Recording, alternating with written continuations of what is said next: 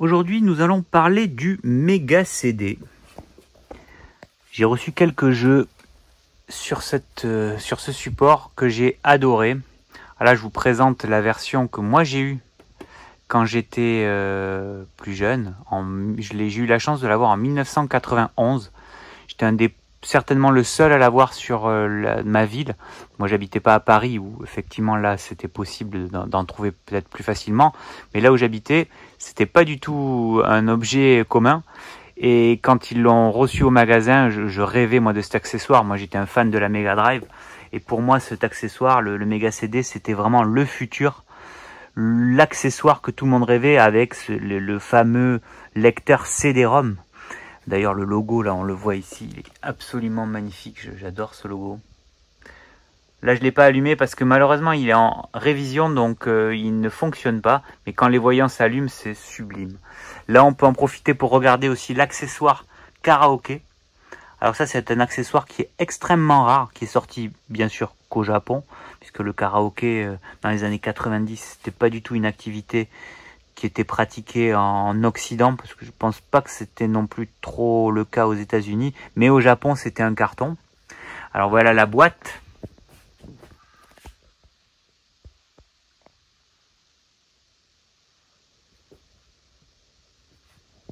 Et voici la boîte du Mega CD.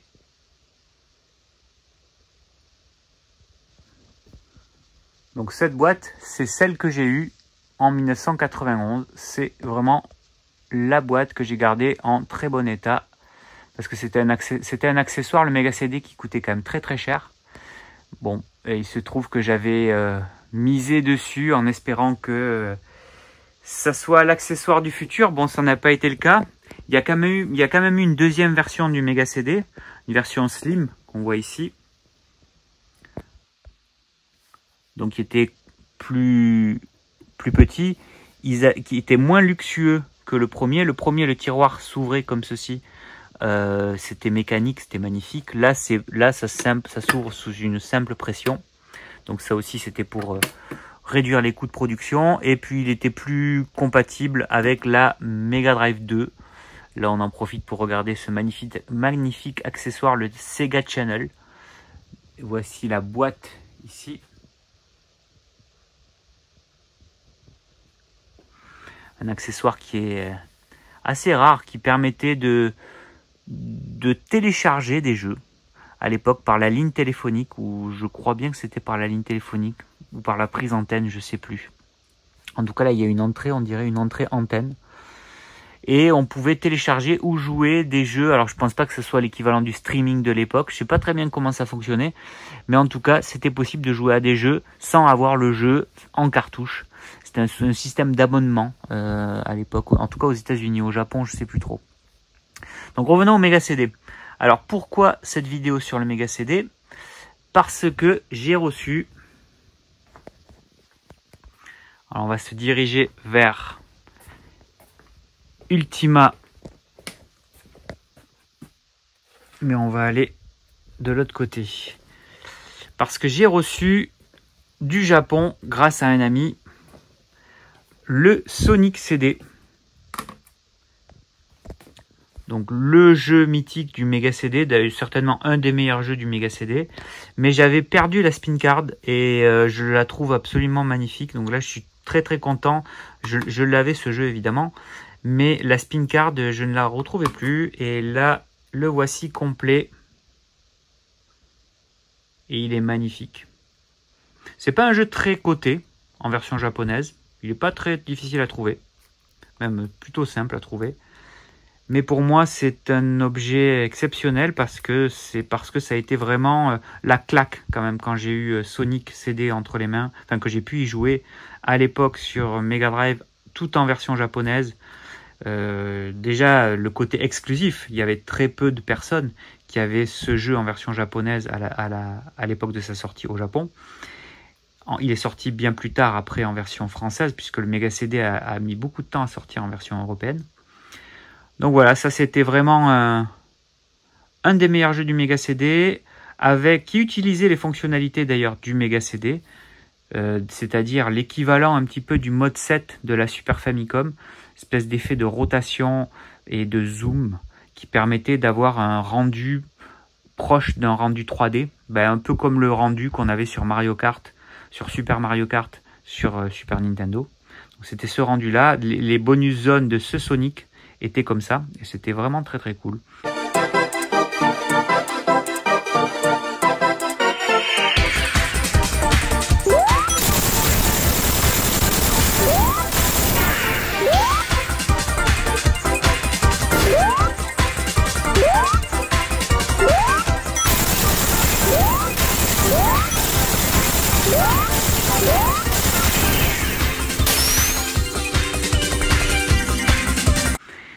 Donc ça c'était pour le Sonic. J'en profite pour montrer la notice japonaise du Mega CD que j'ai conservé en parfait état. Et donc elle n'est pas illustrée en couleur malheureusement. Par contre il y a des superbes petites illustrations. Là voilà, on les voit là. Elles sont magnifiques.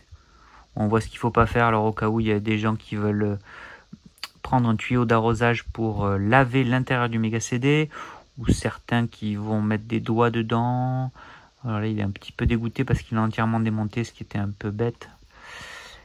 Voilà, il ne faut pas dormir dessus non plus. Ça, c'est interdit. Donc, au cas où un monstre vous poursuive, il faut s'enfuir. Hein. Donc voilà, bref, des petites illustrations quand même vraiment trop belles. Il a un t-shirt méga. Et il doit y avoir un numéro pour appeler la hotline, je suppose, quelque part. Là, voilà. Ok, donc ça, c'était pour la notice. Donc, le Mega CD, quand il est sorti, en même temps, dans la boîte, en même temps que cette notice, il y avait ce flyer. Alors ça, celui-ci, je l'ai observé pendant des heures. Je me souviens très très bien. En essayant de comprendre déjà quels étaient les jeux. Bon, c'était pas non plus très compliqué vu qu'il n'y en avait que 10.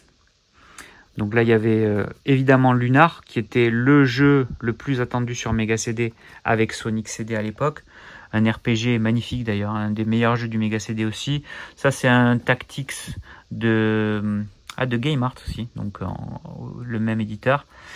Évidemment, la sortie de Ernesto Evans, donc le premier jeu que j'ai eu sur Mega CD, un jeu très mauvais, enfin très mauvais j'exagère, assez mauvais, notamment au niveau de sa jouabilité, et les graphismes étaient quand même pas terribles, enfin c'est un jeu qui a été bâclé. Il y avait une superbe intro animée, pardon. Ça c'est un jeu d'enquête sans intérêt, enfin en tout cas pour moi qui comprenais pas le japonais. Celui-ci c'est Solstice, excellent shoot de Wolf Team, le même éditeur que Ernest Evans. Heavy Nova, alors ça c'est carrément un des pires jeux tout court. Il est catastrophique.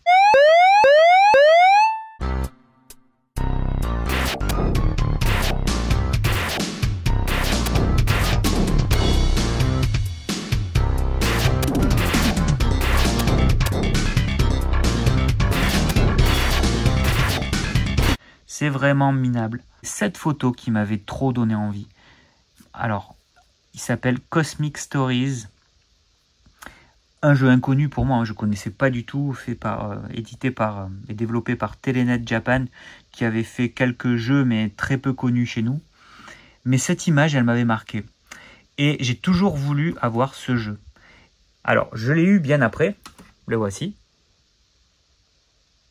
La pochette est quand même...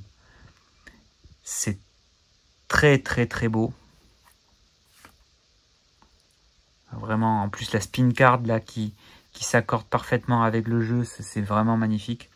Alors ce jeu, je pensais que c'était un jeu qui avait été fait pour le Mega CD, exclusivement. Sauf qu'au final, et ce que j'ai appris bien après, c'était que c'était une adaptation d'un jeu qui était sorti bien avant sur PC Engine. Parce qu'il faut savoir que le Mega CD était sorti... On peut l'observer ici en version mini.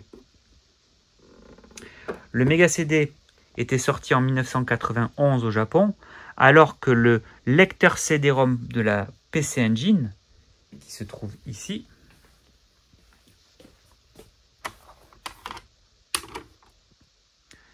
Le lecteur CD-ROM de la PC Engine, il était sorti 2 ans, voire peut-être 3 ans avant.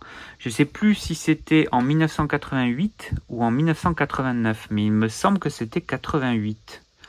Ce qui était, c'était le premier lecteur CD-ROM console à sortir sur le marché.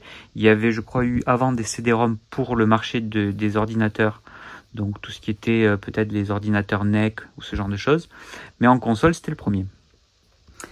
Et donc le Mega CD sort, je m'aperçois que c'était donc une adaptation de ce jeu. Donc voilà les deux jeux côte à côte, version Mega CD et version PC Engine à droite. Et là donc, ce qui est marrant, c'est que le 1, on le retourne. Et voici la fameuse illustration qui m'avait fait rêver.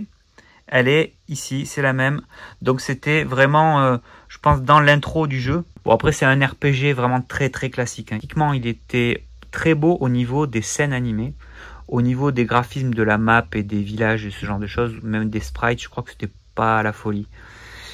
Bref, voici, et il est bien avec la spin card aussi celui-ci. Par contre, donc ça c'est vraiment un truc de geek, hein, mais je vais quand même le montrer. Je ne sais pas ce que fait cette dame ici. La spin card, eh bien sur ce jeu, elle est très très moche.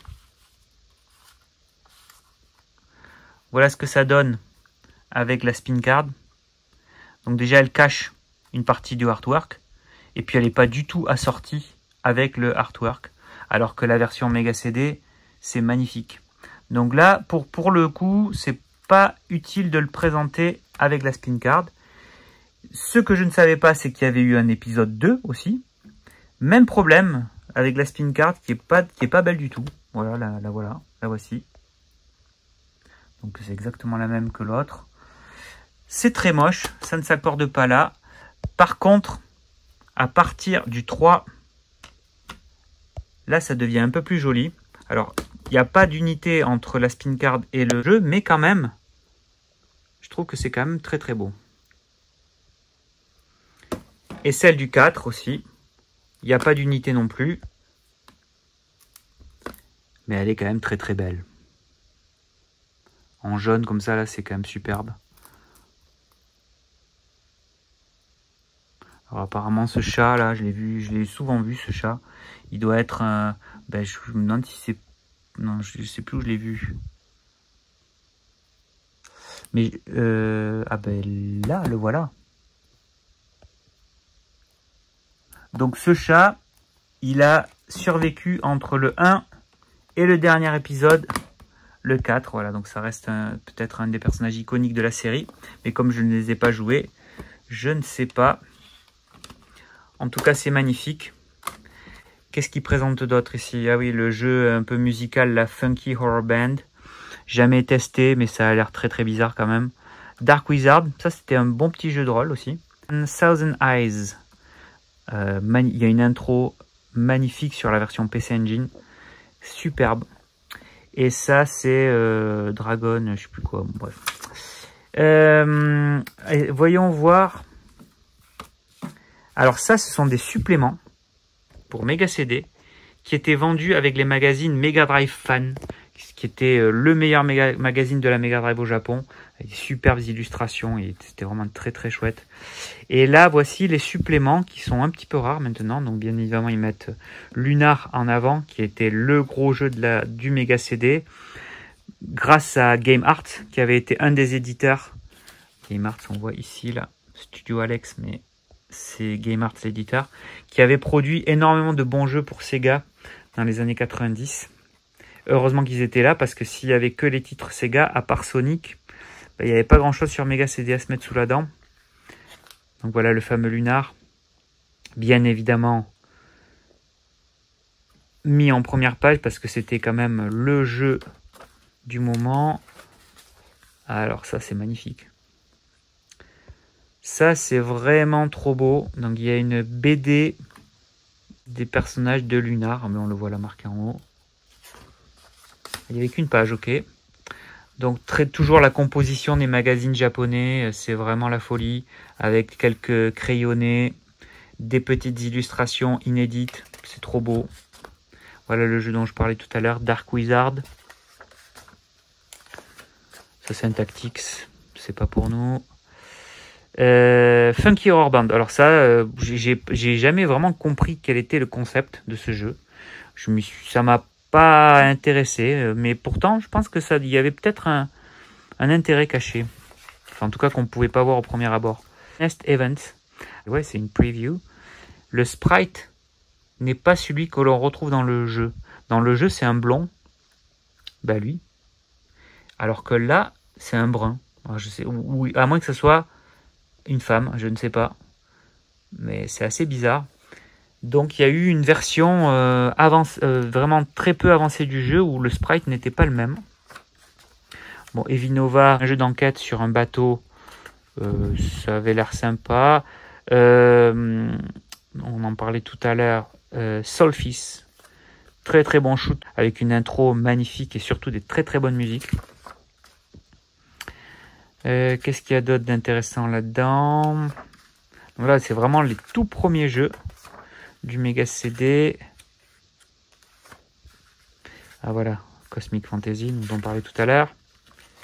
Et quelques jeux qui sortent après. Dans le 2, qu'est-ce qu'on a? On repart de Lunar, bien sûr. C'est un jeu qui avait quand même qui avait eu un développement luxueux, avec quand même beaucoup de gens qui ont travaillé dessus. Une musique incroyable, une intro superbe, des graphismes très très beaux pour un Mega CD. Quand le Mega CD est sorti, moi je voyais ça comme une Mega Drive boostée.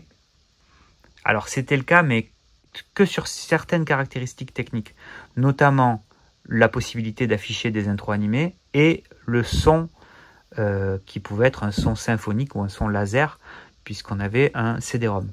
Par contre, moi dans mon esprit, j'imaginais une Mega Drive qui allait pouvoir rivaliser avec la palette de couleurs de la Neo Geo ou de la Super Famicom, qui était supérieure à l'époque. Mais pas du tout, ça ne changeait en rien l'affichage des graphismes, à part le fait qu'il y ait des rotations et des zooms, mais sinon sur les graphismes, ça n'apportait rien du tout, et ça c'était une grosse déception. Et ça on peut le voir très clairement ici, sur ce type de photo, on voit dans le dégradé des couleurs, là aussi on le voit particulièrement bien, là finalement il n'y a que 3 couleurs pour faire ce dégradé, un marron un petit peu foncé, un marron un petit peu plus clair, et un marron clair. Et grâce à ça, on le voit en faisant des trames de 1 pixel sur 2, même des plus grosses trames. Et donc en changeant les tailles des trames, ils arrivaient à faire un dégradé. Alors là ici c'est particulièrement caractéristique, très très peu de couleurs, dégradées sous forme de trames. Voilà, ce jeu ça m'avait marqué à l'époque, ce petit détail, parce que moi j'ai toujours été quand même assez fan de tout ce qui était technique, de comprendre quelles étaient les consoles les plus puissantes ou les moins puissantes par rapport à aux concurrents. Puis comme j'étais fan de Sega, ça m'avait quand même un petit peu déçu que la Mega Drive ne soit pas boostée en couleur. Ça fut le cas après avec l'extension 32X. La 32X, elle, permettait d'afficher plus de couleurs, ce qui n'était pas du tout le cas du Mega CD. Donc là, avec la 32X, on avait quand même une vraie évolution au niveau technologie de la Mega Drive. Elle était capable d'afficher des éléments 3D et aussi d'avoir une palette de couleurs qui était très très supérieure à celle de la Mega Drive. Donc Lunar, on revient sur Lunar, encore une fois avec des magnifiques illustrations et croquis. À la suite de la BD, c'est quand même vraiment tellement beau ça. Donc une BD qui avait été certainement dessinée par les personnes qui travaillaient pour le magazine. Donc là on revient encore sur Funky Horror Band. Ah voilà un petit test plus complet de Cosmic Fantasy Stories.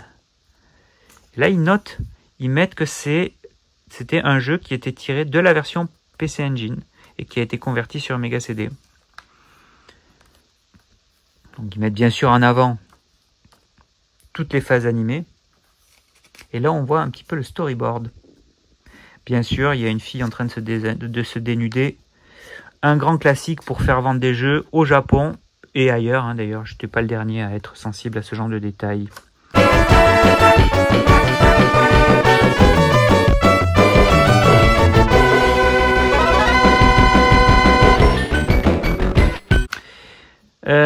Voyons voir. Ah ben là on revient sur les mêmes jeux. Et là, là on revient sur Ernest Evans. Et on a toujours ce sprite qui n'est pas le sprite du héros. Alors je comprends pas trop comment c'est possible. Là les différents personnages, parce qu'après Annette ici va être le personnage principal d'un autre jeu qui sortira plus tard. Assez mauvais d'ailleurs. Ah voilà, Thousand Eyes. Donc ça a l'air d'être un RPG tout à fait classique. Mais il y a des phases animées qui devaient être sympas. Là encore, on revient sur les jeux dont on a parlé avant. Et là, le line-up à suivre. Et c'est là où on voit qu'il n'y a quand même pas grand-chose de prévu. Alors là, je suis en train de découvrir un truc. Ça, c'était Miracle Warriors. Qui est ici, voilà. Qui était sorti sur Master System. Et là, je vois qu'il note... Alors, je me souviens plus du nom du jeu japonais. Parce que là, les kanji, j'arrive plus à les lire. Par contre, il y a un chiffre 2. Alors là, je comprends pas du tout. Parce que ça, moi, je suis sûr que c'est pas sorti sur Mega CD. À moins qu'il parlait de Mega Drive. Je vais enquêter sur ça. Mark III. Mark III, effectivement, on va voir ça.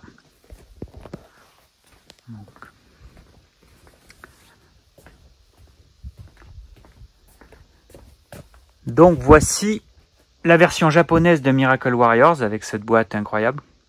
Vendue avec une carte sublime. Je vais en profiter pour la montrer. Carte qui était vendue avec Miracle Warriors.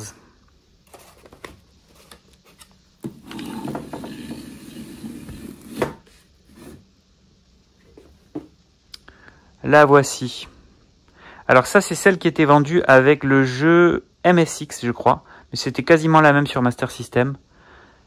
Ça, c'est pas beau, ça. Ça, ils savaient vraiment faire des cartes incroyables à l'époque. En tissu. J'en profite aussi pour montrer un petit truc assez sympa.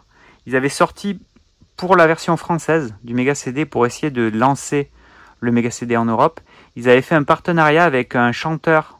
Alors lui avec les lunettes, je m'en souviens même pas. Mais par contre, ici, là, que l'on voit avec le t-shirt jaune, Sinclair, il a eu son heure de gloire en France.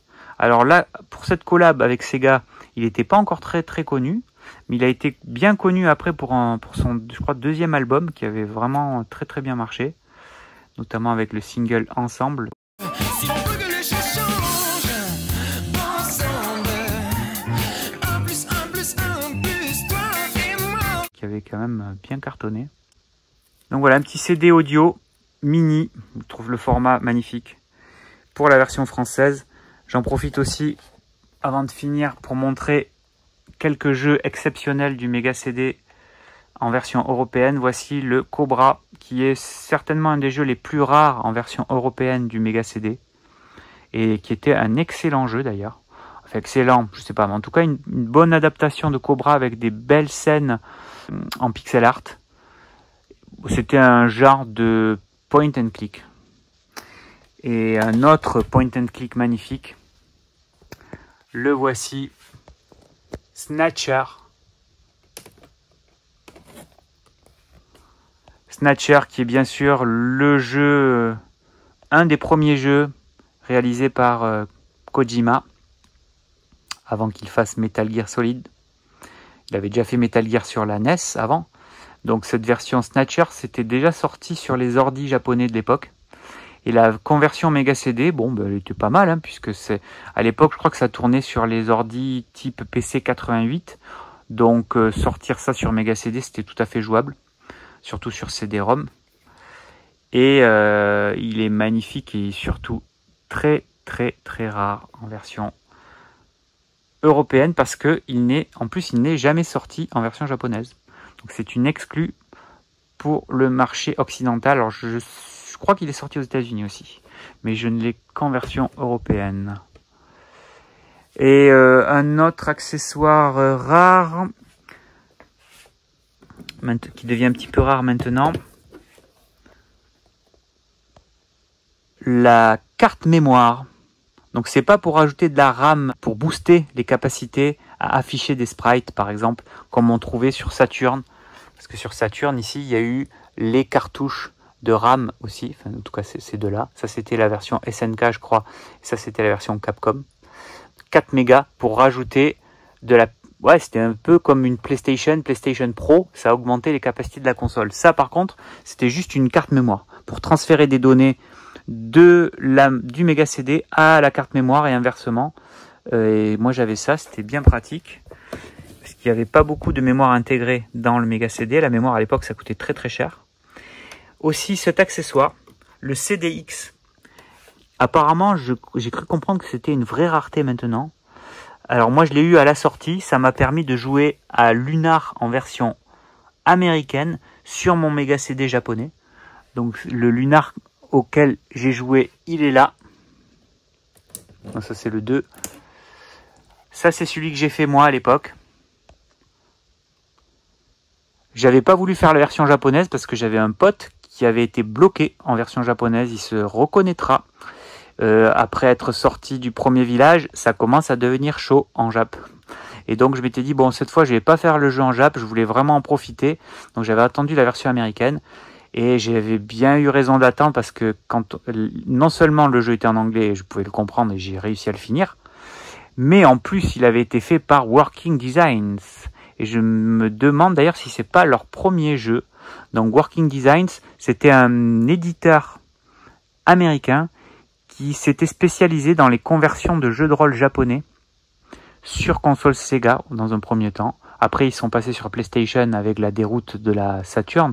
Mais au début, ils ne faisaient que des adaptations pour Sega, avec des versions magnifiques, notices entièrement en couleur, avec des lettres brillantes. C'était vraiment des superbes éditions. Pareil pour Lunar 2, magnifique. Vi aussi. Alors celui-là, j'ai un souvenir particulier sur ce jeu puisque je l'avais acheté lors d'un séjour aux États-Unis chez Electronic Boutique. Donc voici un sac promotionnel qui m'avait été offert avec Super Mario All Stars que j'avais aussi acheté lors du même séjour. J'avais acheté ce jeu et ce jeu. Mais il était très décevant, Vi. Au niveau des graphismes, c'était vraiment un jeu de rôle très basique. Par contre, très très bon de bande-son. Je me souviens, j'écoutais le CD en tant que CD audio sur mon Discman à l'époque. Génial. Et puis, bien sûr, un des meilleurs jeux du Mega CD, qui était déjà un des meilleurs jeux de la Mega Drive, Shining Force. Shining Force 1, Shining Force 2 sur Mega Drive. Des jeux exceptionnels. Pour moi, les meilleurs tactics de l'époque, absolument géniaux en tour par tour, et la version Mega CD était géniale aussi, avec des petits reproches, mais quand même, je crois qu'il n'y avait pas de ville, on pouvait pas se balader dans les villes, c'était un petit peu décevant ça, mais par contre le jeu était génial quand même.